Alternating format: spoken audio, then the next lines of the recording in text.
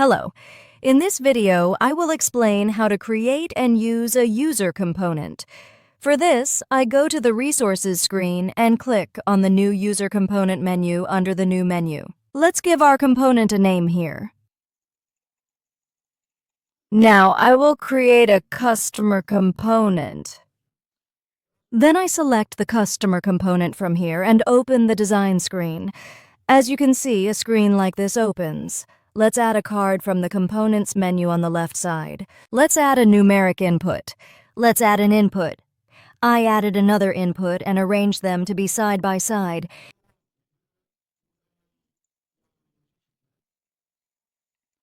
I designed it.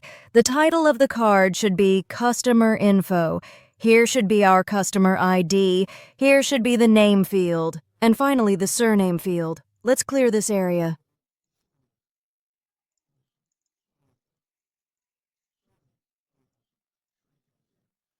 When I enter the customer ID here, I wrote a component that sets the customer's surname, first name, and last name here. Yes, now I will connect to the SQLite database I created earlier. I select it from here and name it Get Customer by ID.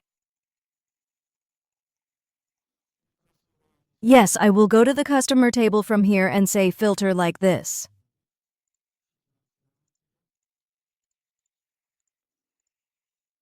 I will set the existence of the component's input numeric later.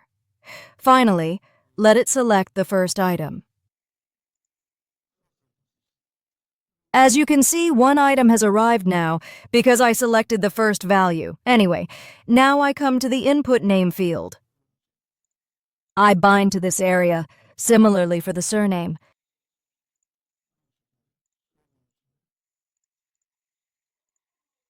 I bind to this area. Now look, when the input component changes, when it is on blur, let it call the relevant query. Like this, Get Customer by ID. Yes, now let's test it. As you can see, there is no customer with number 4. Let's look at 5. As you can see, when I enter the relevant customer ID, the details are listed here. Now let's publish this customer, this component. I published it. Our component is now ready to use. For this, I need to refresh my application at least once. I am refreshing. I need to refresh my application to use the relevant component. I come back to the Sources screen and will create a new screen.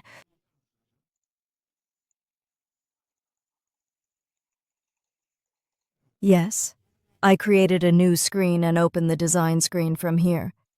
Now look, I go to the Components menu on the left side, and as you can see, the component I just created has arrived here. I drag and drop it.